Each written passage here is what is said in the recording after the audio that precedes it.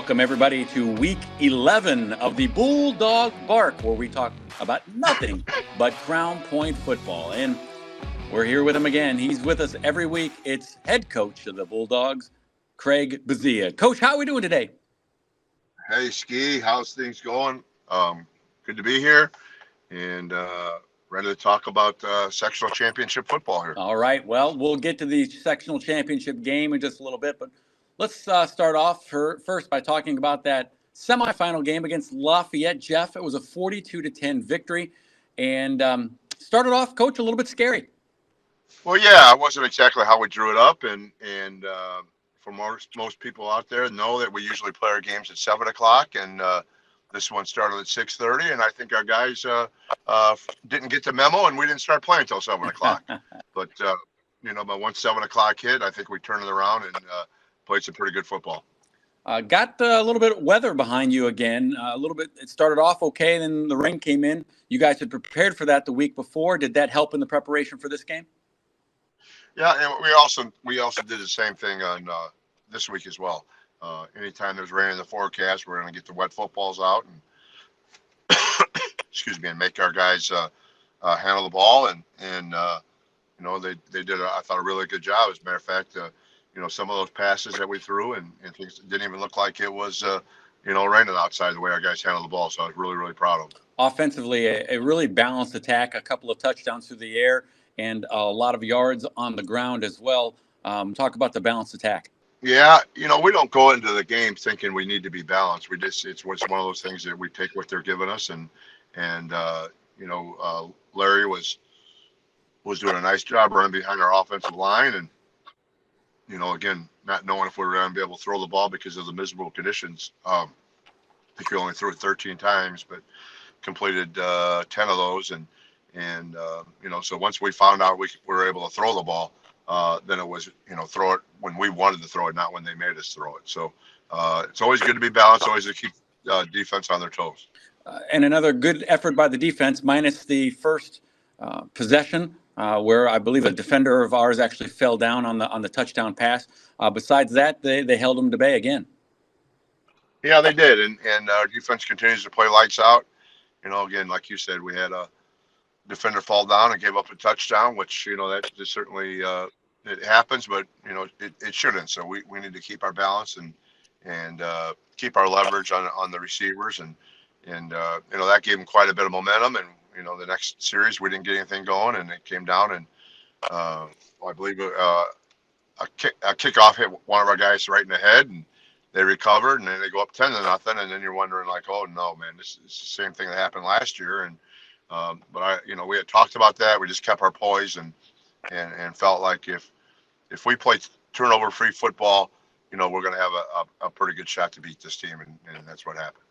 Well, let's get to the Station 21 Players of the Week awards, and making his return, as you probably knew he would. He had a stellar game on the ground with a school record rushing.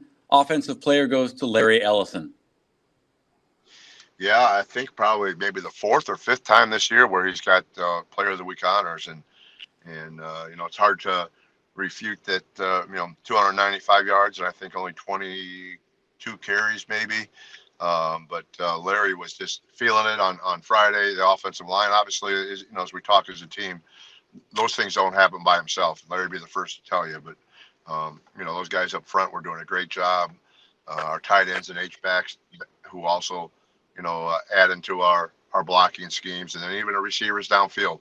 Someone's got to be doing some pretty good things for someone to get 295 yards in a little over 3/4 of football. So you never get tired of saying it, but Larry Ellison is our Player of the Week on the offensive side of the ball. Defensively, we've got a new player this week, number 9, Griffin Van Tischel.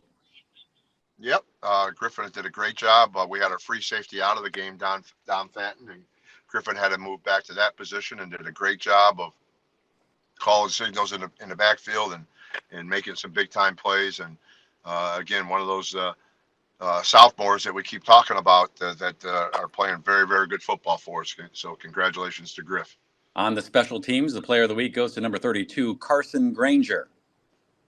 Yeah, Carson was given that just because we had to punt the ball more than we wanted to, and he's also our long snapper our our short snapper on extra points, and he was perfect on those, perfect on the punt, and again in that field conditions, awfully hard to do what he did. So we felt that Carson Granger was a deserving player as the special teams player of the week. On the scout team, first for the offense, it's number 61, Savas Barajas. Yeah, Savas did a great job of giving us a look, and again, program kid comes out and does whatever he needs to do, and really did a good job with our playing on our offensive line going against our defense. Defensive uh, scout team player, number 91, Jackson Long. Yep, not his first time either.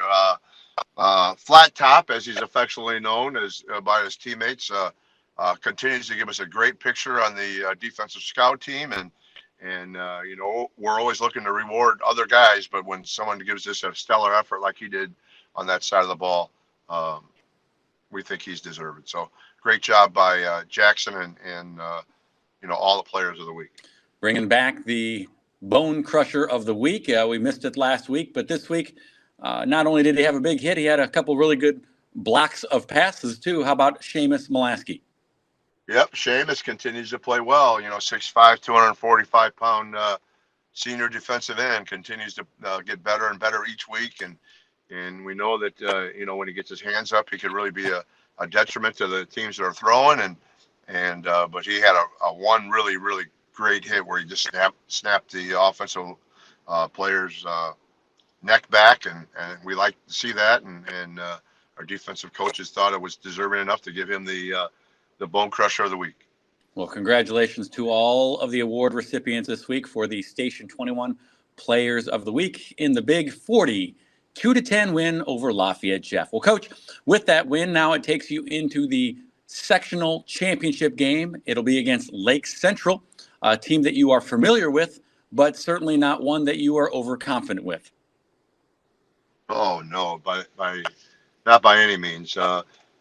Lake Central's a rival, obviously, and you know, at this point, it doesn't really matter who you're playing, right? I mean, you're playing for a sectional championship. We know we fell short last year in regards to that, and a team that we're familiar with, and then we were able to watch, you know, as we played them week 4, watch how much they progressed throughout the year, and Coach Goods got them playing some very good football, and this time we'll see their Iowa committed running back Xavier Williams, who just makes them a whole different team, and defensively, we really felt like they were one of the best defenses that we played all year long. You know, they're physical and they're fast, and they do a good job of being in position. But as you know, as our defensive coordinator Sean Granger said, that Lake Central presents an issue with us in regards to having basically the best quarterback, running back, and wide receiver combination that we faced all year long. So, you know, we know it's going to be a different task that we had, you know, in week 4, and you know, look forward to the challenge. Well, Coach, a sectional championship had to be on the team's beginning of the year. How important is this championship for you guys? Well, we feel like you know, it's the next step. You know, after running the table, you know, 2 years in a row in the Duneland Conference in the regular season. You know, obviously this is the, you know, little disappointing at what happened last year during the sectional finals. So it's a big deal to us, and as well it should be for any team. You know, if you're able to win a sectional, you know, you're down to the final 8 teams in your class, and you know, that's where we want to be. But we know. By no means is this going to be an easy task, and you know, I think our guys are going to be up to the challenge, and I think it'll be a great game. I think you know, it's going to be, sounds like it's going to be great football weather, about 50 degrees out, and you know, hopefully the rain stays away. But you know, our guys are anxiously awaiting, and I know Lake Central is as well. And you got the draw, so you're back at home too, so that's always a plus. It is, you know, it's one of those things that you'd rather stay at home than be on the road, and you know, our guys feel real comfortable there, and but you know, when it kicks it off, you know, the field's gonna be the same wherever it's at, and you're gonna have to play some really good football. So, you know, we got to have some great preparation this week, and hopefully our guys continue to show up and show out like they've been doing all year long.